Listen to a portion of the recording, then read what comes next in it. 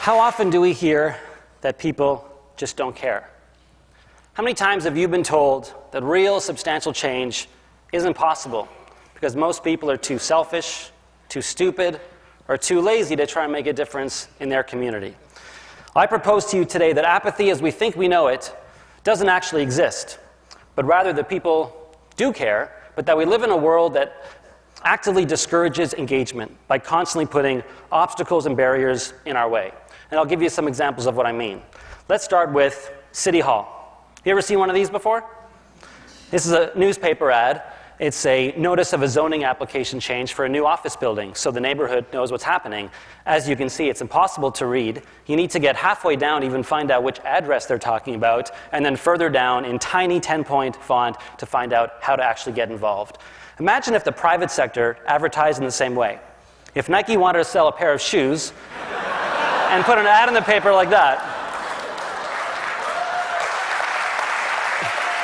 Now, that would never happen. You'll never see an ad like that because Nike actually wants you to buy their shoes. Whereas the City of Toronto clearly doesn't want you involved with the planning process, otherwise their ads would look something like this, with all the information basically laid out clearly. As long as the city's putting out notices like this to try and get people engaged, then of course people aren't going to be engaged. But that's not apathy, that's intentional exclusion. Public space. The manner in which we mistreat our public spaces is a huge obstacle towards any type of progressive political change because we've essentially put a price tag on freedom of expression.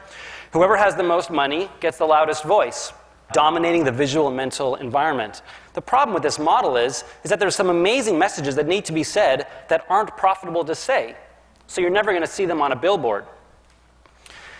The media plays an important role in developing our relationship with political change, mainly by ignoring politics and focusing on celebrities and scandals. But even when they do talk about important political issues, they do it in a way that I feel discourages engagement. And I'll give you an example. The Now magazine from last week, Progressive Downtown Weekly in Toronto. This is the cover story. It's an article about a theater performance, and it starts with basic information about where it is, in case you actually want to go and see it after you've read the article. Where, the time, the website. Same with this. It's a movie review, an art review, a book review, where the reading is in case you want to go. A restaurant.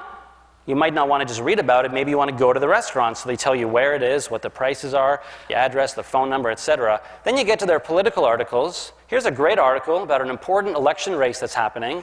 Talks about the candidates, written very well, but no information, no follow-up. No websites for the campaigns, no information about when the debates are, where the campaign offices are.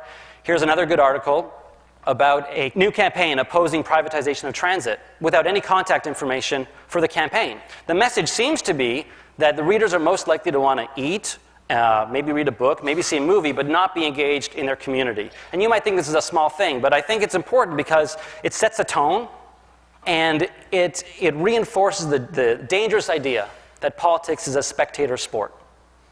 Heroes. How do we view leadership? Look at these 10 movies. What do they have in common? Anyone?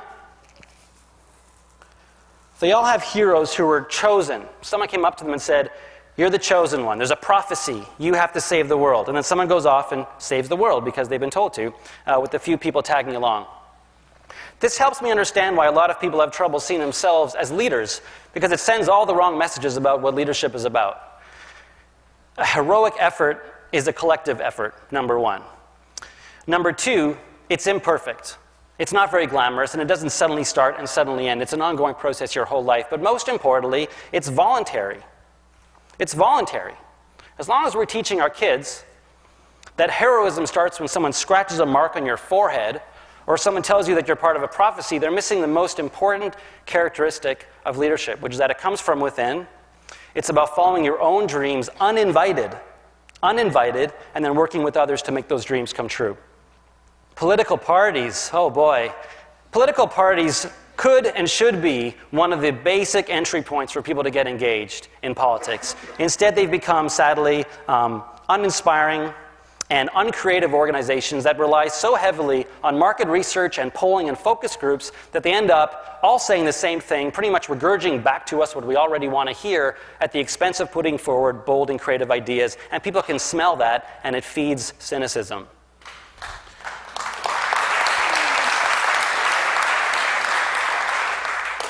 Charitable status. Groups who have charitable status in Canada aren't allowed to do advocacy. This is a huge problem and a huge obstacle to change because it means that some of the most passionate and informed voices are completely silenced, especially during election time. Which leads us to the last one, which is our elections. As you may have noticed, our elections in Canada are a complete joke. We use out-of-dated systems that are unfair and create random results. Canada is currently led by a party that most Canadians didn't actually want. How can we honestly and genuinely encourage more people to vote when votes don't count in Canada? And you add all this up together, and of course people are apathetic. It's like trying to run into a brick wall. Now, I'm not trying to be negative by throwing all these obstacles out and explaining all, what's in our way. Quite the opposite. I actually think people are amazing and smart and that they do care. But that, as I said, we live in this environment where all these obstacles are being put in our way. As long as we believe that people, our own neighbors, are selfish, stupid, or lazy, then there's no hope.